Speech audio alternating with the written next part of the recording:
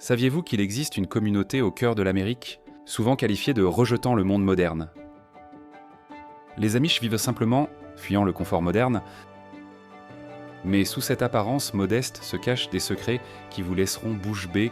Imaginez une tradition amoureuse où les couples partagent le même lit, sans aucun contact physique.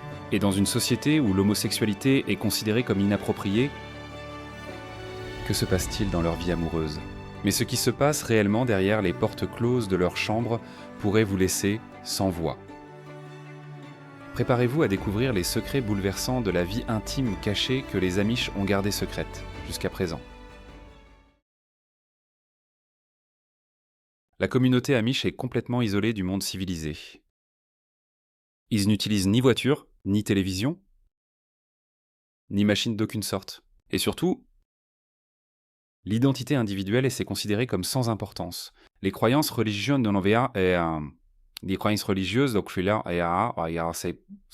de la communauté guident de nombreux aspects de la vie, y compris les perspectives culturelles sur les relations et la vie de famille même. L'homosexualité s'est considérée comme inappropriée, au même titre que d'autres comportements que les Amish estiment contraires à leur interprétation de la Bible, bien que les responsables de l'Église affirment que de tels sentiments sont rares, mais il est peu probable qu'une communauté soit totalement épargnée. Que se passe-t-il lorsque quelqu'un dans cette société traditionnelle commence à s'interroger sur sa vie amoureuse? Une confession publique est pratiquement inouïe. Des croyances puissantes et profondément ancrées qui considèrent de telles tendances comme indésirables créent un environnement où peu de personnes se sentent en sécurité pour les exprimer. Les jeunes Amish qui veulent vivre leur identité risquent de perdre leur famille. Leur communauté est la seule vie qu'ils connaissent. Ces personnes sont confrontées à des émotions qu'on leur a appris à refouler et qui ne sont pas acceptées. Faire face à cela les laisse souvent sans compagnie. Cette croyance ne vient pas de l'absence de personnes homosexuelles, mais d'une culture qui laisse peu de place à l'acceptation. Dans la doctrine Amish, l'homosexualité est perçue comme une faille morale, et non comme une identité personnelle, ce qui pousse beaucoup à se cacher ou à partir. Pour ceux qui restent, un soutien psychologique est disponible, bien qu'il vise à les guider pour se conformer aux enseignements de l'Église plutôt qu'à l'acceptation. Les Amish croient que les personnes homosexuelles sont dignes d'amour, comme dans toute communauté. Des relations amoureuses peuvent exister chez les Amish, bien que les relations avant le mariage soient officiellement découragées. Pourtant, elles se produisent au sein de la communauté Amish, tout comme dans d'autres sociétés. Lorsque ces relations mènent à une grossesse, les couples peuvent faire face à des conséquences uniques. Souvent, ils sont encouragés à se marier rapidement, ce qui donne lieu à des mariages célébrés en dehors de la saison traditionnelle des mariages pour éviter l'embarras public pour la famille. Dans la communauté Amish, de tels mariages accélérés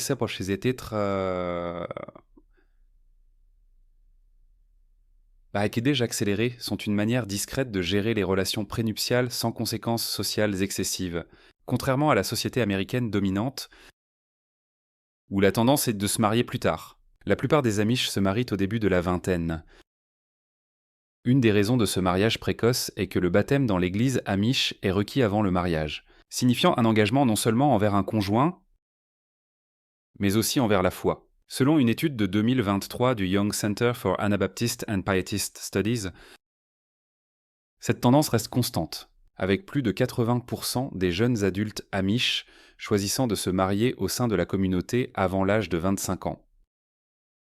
Comme les couples se marient jeunes, ils embrassent la vie de famille dans le cadre de leur dévotion à l'Église et l'un à l'autre, créant des liens solides qui durent toute leur vie.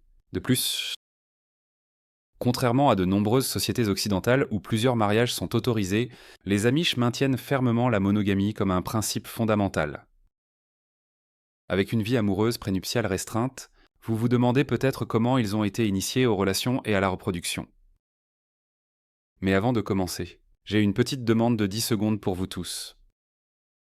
Si vous pouviez nous aider, s'il vous plaît. Cliquez sur le bouton d'abonnement et activez la cloche de notification pour être toujours les premiers à recevoir nos nouvelles vidéos et notre contenu passionnant. Cela signifierait beaucoup pour nous. En retour, Nous promettons de continuer à améliorer cette émission pour vous.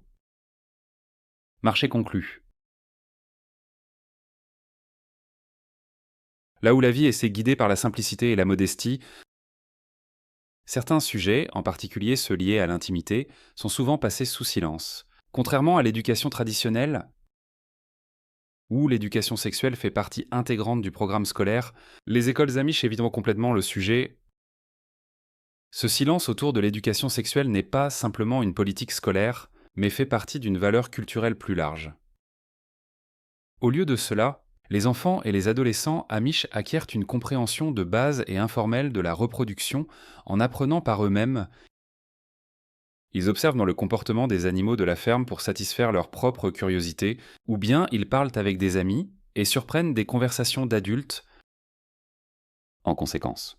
Les Amish abordent l'âge adulte avec une compréhension progressive et quelque peu fragmentée de la reproduction. Cette méthode d'apprentissage fragmentaire contraste fortement avec l'éducation plus structurée et factuelle dispensée dans les communautés non Amish. Ce manque d'éducation sexuelle formelle soulève des questions importantes. Comment les jeunes adultes Amish entrent-ils dans le mariage et la vie de famille sans les connaissances généralement acquises grâce à une éducation sexuelle structurée? Selon des experts comme le Dr Donald Kraybill du Young Center for Anabaptist and Pietist Studies, ce manque de connaissances peut entraîner des malentendus et des défis pour les jeunes couples Amish qui se marient. Sans une compréhension claire de la reproduction, du consentement et de l'autonomie corporelle, de nombreuses femmes Amish, en particulier, peuvent se sentir mal préparées aux réalités du mariage et de la vie de famille.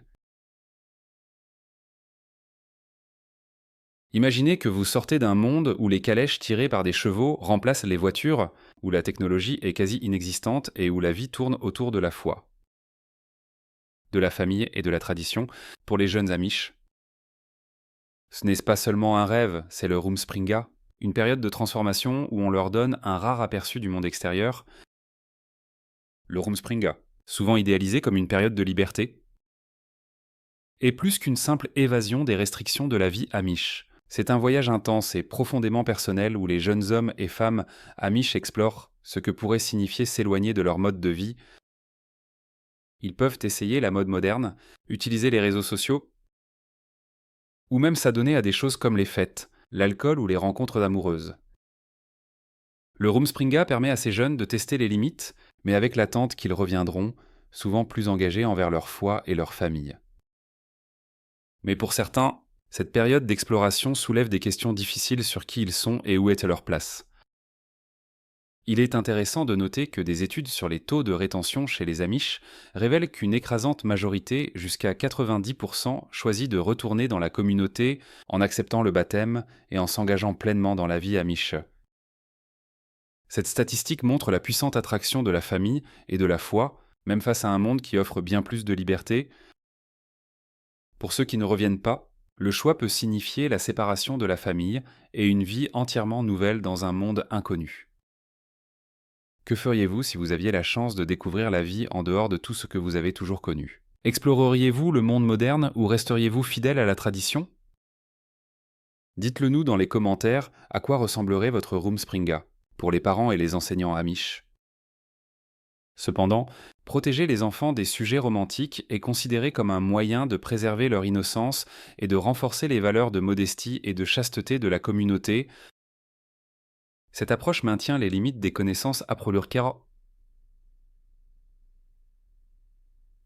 On s'approprier en sans étroitement contrôlée. Mais elle repose aussi fortement sur l'apprentissage informel et les normes culturelles partagées. Un tel système reflète une croyance de longue date au sein de la communauté selon laquelle une moindre exposition au sujet du monde favorise une connexion plus étroite avec la foi et la tradition.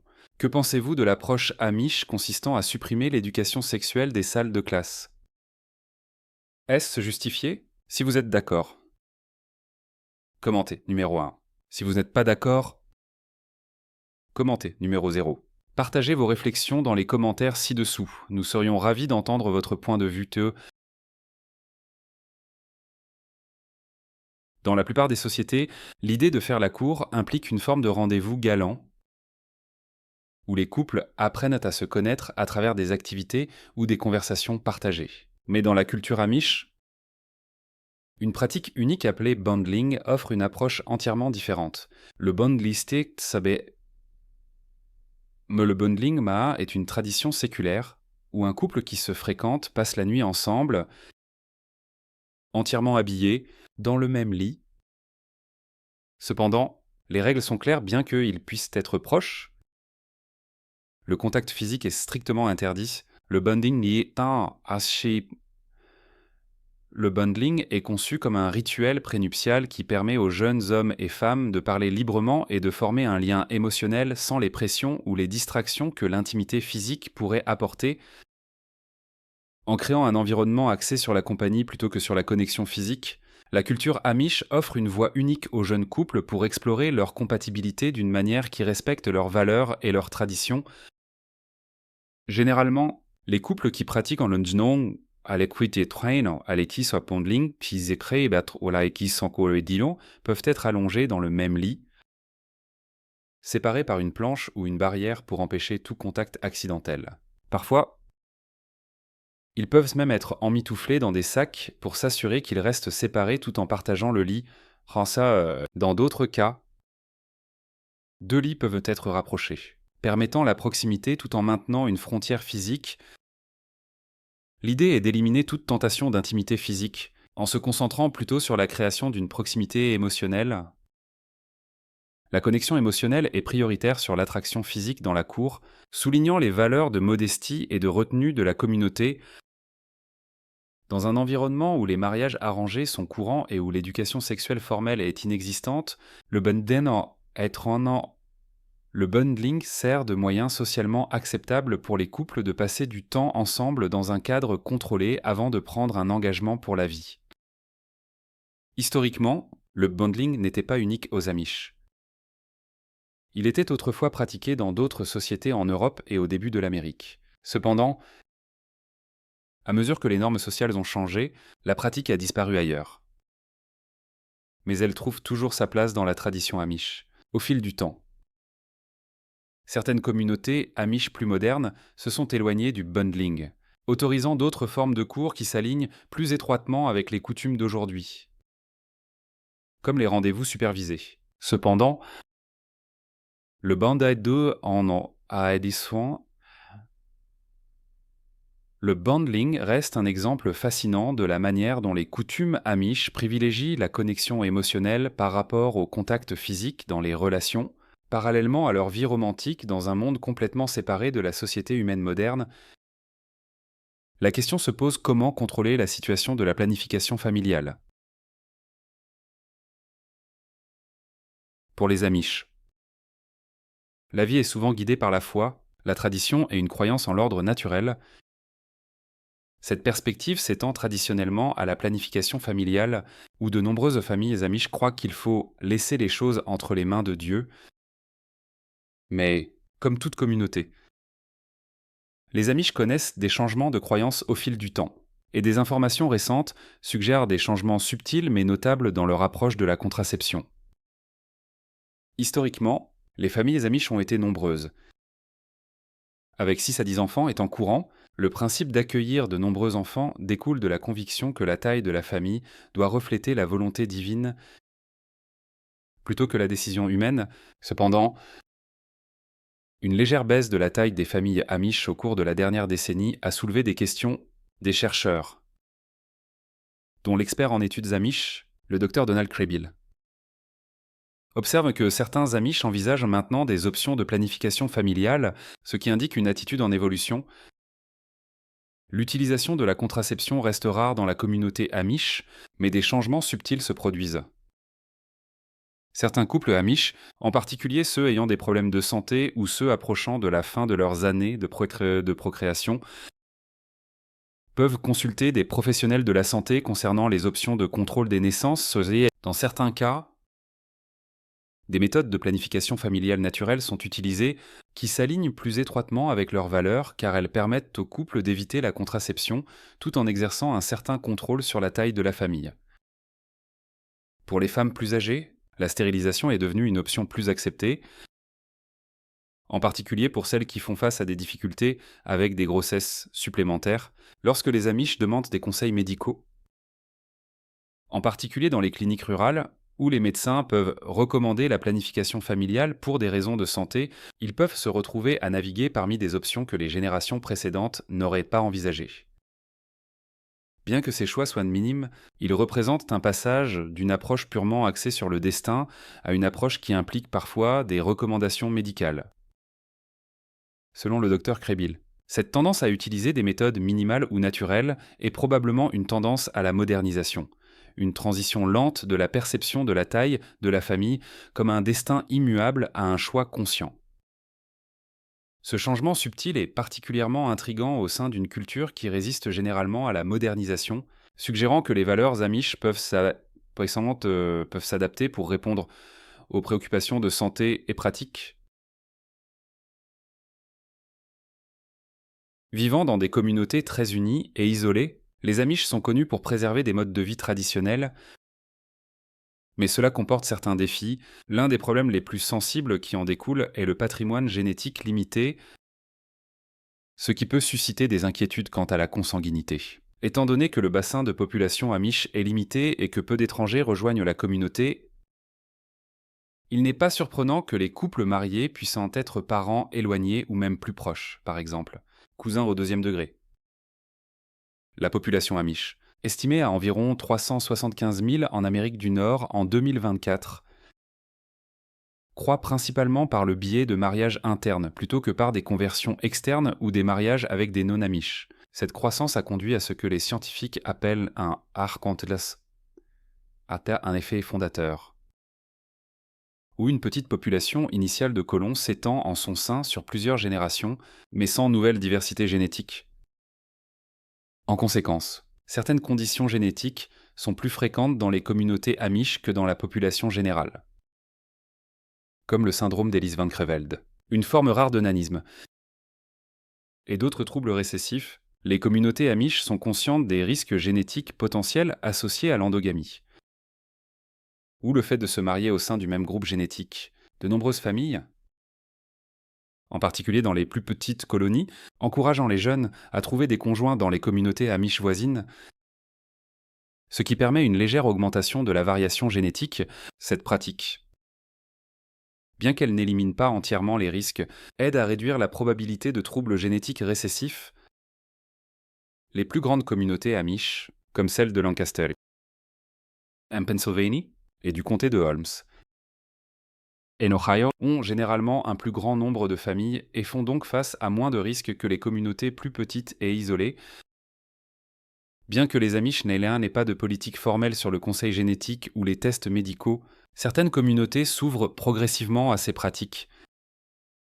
Dans certains cas, les familles Amish consultent des prestataires de soins de santé spécialisés dans les troubles génétiques courants au sein de leur population, ce qui les aide à comprendre et à gérer les risques pour la santé liés au mariage entre parents proches. La question de la consanguinité met en lumière des dynamiques sociales complexes. Les Amish mettent l'accent sur la tradition, la famille et les liens communautaires, de sorte que se marier en dehors du groupe est rare. Cependant, dans les petites colonies, où les options de mariage sont limitées, les jeunes générations sont confrontées au défi d'être étroitement liées à des partenaires potentiels. En conséquence, certains jeunes Amish sont encouragés à visiter d'autres communautés ou à assister à de plus grands rassemblements pour rencontrer des jeunes de différentes colonies. Les chercheurs étudient depuis longtemps les conditions génétiques chez les Amish pour comprendre comment les patrimoines génétiques isolés affectent la santé, ce qui a conduit à des avancées qui profitent à la fois aux Amish et à la communauté médicale au sens large. Les professionnels de la santé travaillant avec les familles Amish ont développé des méthodes qui respectent leurs valeurs tout en les aidant à gérer les défis de la diversité génétique limitée. Dans le même ordre d'idées, l'absence d'éducation sexuelle crée une situation où les individus Amish, en particulier les femmes, se trouvent vulnérables. La tradition et les structures familiales créent une société où l'autorité masculine est mise en avant, s'étendant profondément aux aspects du mariage et des relations. Au cœur de ce système se trouve une structure patriarcale où les hommes détiennent l'autorité principale au sein de la famille et de la communauté, influençant souvent la vie quotidienne des femmes Amish. Dans ce contexte, Les vœux traditionnels façonnent les attentes au sein du mariage, y compris celles concernant la vie intime et le consentement. Pour les femmes amish, le rôle de soumission est enseigné dès le plus jeune âge, avec des valeurs d'obéissance et de modestie renforcées tout au long de leur éducation. En entrant dans le mariage, de nombreuses femmes leest en arbeidsfemmes amish font face à l'attente de satisfaire les besoins de leur mari dans le cadre de leur devoir conjugal, l'idée de consentement, telle qu'elle est comprise dans la société dominante, n'est pas un sujet courant dans les communautés amish. En conséquence, l'autonomie sexuelle est souvent limitée et de nombreuses femmes amish peuvent se sentir incapables d'affirmer des limites concernant l'intimité, étant donné que de telles conversations sont rarement, voire jamais, encouragées. L'absence d'éducation sexuelle formelle dans les écoles amish signifie que de nombreuses femmes entrent dans le mariage sans une compréhension complète de leur corps, de leur santé reproductive ou du concept de consentement mutuel. Ce manque de compréhension peut entraîner des difficultés qui laissent les femmes incertaines de leurs droits dans le mariage, pour les hommes aussi. Le silence culturel autour de ces sujets favorise un environnement où les attentes traditionnelles ne sont pas sont mises en question, renforçant la conviction que l'intimité au sein du mariage fonctionne uniquement selon les termes du mari. Cet environnement place également des difficultés sur les jeunes femmes amish qui peuvent sentir ils peuvent sentir que le maintien de leur rôle dans la famille dépend de l'adhésion à ces attentes. Ça traite ça, hein. Celles qui tentent de s'exprimer sont souvent confrontées à la stigmatisation, les normes communautaires décourageant les discussions ouvertes sur les préoccupations personnelles ou conjugales. Certaines anciennes femmes amish ont partagé leurs histoires, sensibilisant à ces problèmes et appelant à une perspective plus équilibrée sur le consentement et l'autonomie. Leurs récits, partagés à travers des livres, des plateformes en ligne et des documentaires, mettent en lumière la nature restrictive des attentes traditionnelles du mariage amish. Alors que de plus en plus d'individus quittent courageusement la communauté amish, ils révèlent les schémas profondément enracinés au sein de cette société fermée. Ces témoignages ont suscité des appels au soutien et au changement, en particulier pour ceux qui rencontrent des difficultés dans leur mariage. Des organisations et des réseaux de soutien émergent pour défendre les individus amish, en particulier les femmes, qui ont besoin d'aide pour naviguer ces défis, offrant des ressources, des conseils et une plateforme pour leurs histoires. À la lumière de ces changements, il y a un espoir croissant que la prise de conscience mènera à des changements même dans les communautés amish les plus isolées. Bien que la structure patriarcale reste fondamentale pour la société amish, les discussions en cours sur l'autonomie et l'importance du consentement commencent à atteindre les bords de la communauté, marquant un mouvement subtil mais significatif vers la reconnaissance des limites personnelles et du respect au sein du mariage. Quitter la communauté amish est une décision aux implications importantes et entraîne souvent des changements majeurs dans la vie d'un individu. Ce processus, parfois appelé séparation de la communauté, implique de s'éloigner de la famille, des amis et d'un mode de vie familier. Pour de nombreux amish, les liens avec leur communauté sont profondément liés à leur identité personnelle, faisant du choix de partir, que ce soit pour la liberté personnelle, de nouvelles expériences ou un style de vie différent. Un voyage à la fois unique et difficile. Pour les amish qui choisissent d'explorer la vie en dehors de la communauté, la pratique traditionnelle du Meidong, ou mise à l'écart, peut conduire à une forme de déconnexion de leur communauté. Ce processus implique souvent un contact social réduit. Les individus peuvent ne plus assister aux réunions de famille, aux services religieux ou aux événements communautaires. Ils peuvent également observer une certaine distance dans les interactions familiales, comme dîner séparément ou limiter certains types de communication. Cette séparation vise à maintenir les valeurs de la communauté en envoyant le message que choisir une vie en dehors du mode de vie amish peut signifier un changement dans ses relations et ses liens au sein de cette communauté très unie. Pour de nombreux amish, les liens familiaux occupent une place très importante. Et la possibilité d'une séparation apporte un poids émotionnel. L'impact de la distanciation de la famille et des amis est souvent difficile et, pour certains, ce sentiment de perte peut être une raison pour laquelle ils envisagent de retourner dans la communauté après l'avoir quittée. La décision de quitter la communauté amish comporte des défis, Sur le plan émotionnel, l'impact peut être profond, car les individus peuvent perdre des liens étroits avec leur famille, stars, leurs amis et l'identité culturelle unique avec laquelle ils ont grandi. Pour ceux qui ont été élevés dans ces communautés très unies, entrer dans la société moderne signifie souvent repartir de zéro. Ils doivent acquérir de nouvelles compétences et s'adapter à des modes de vie auxquels ils ne sont peut-être pas familiers, ce qui peut parfois sembler écrasant. Cependant, avec de la résilience et du soutien, de nombreux ex-Amish réussissent cette transition, trouvant des moyens de mêler leur éducation aux opportunités du monde extérieur. Quitter une communauté très unie peut être un choix difficile, impliquant un équilibre délicat entre la recherche de la liberté personnelle et l'abandon de traditions familières. Pour certains, trouver l'amour avec quelqu'un en dehors de leur communauté peut rendre ce choix encore plus complexe. Les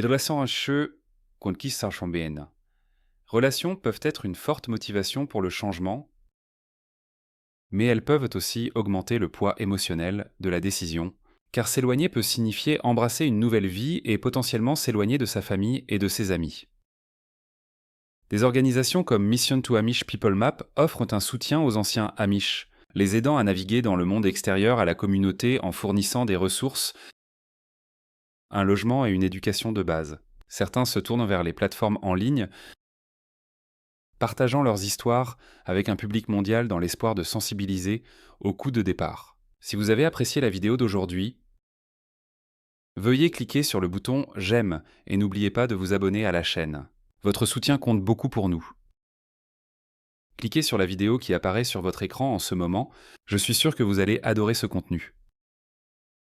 Commentez ci-dessous le prochain pays que vous souhaitez voir présenté sur notre chaîne. Merci beaucoup d'avoir regardé et à bientôt dans la prochaine vidéo. Si vous avez aimé la vidéo d'aujourd'hui, n'hésitez pas à cliquer sur le bouton « J'aime » et n'oubliez pas de vous abonner à la chaîne. Merci beaucoup d'avoir regardé et à bientôt dans la prochaine vidéo.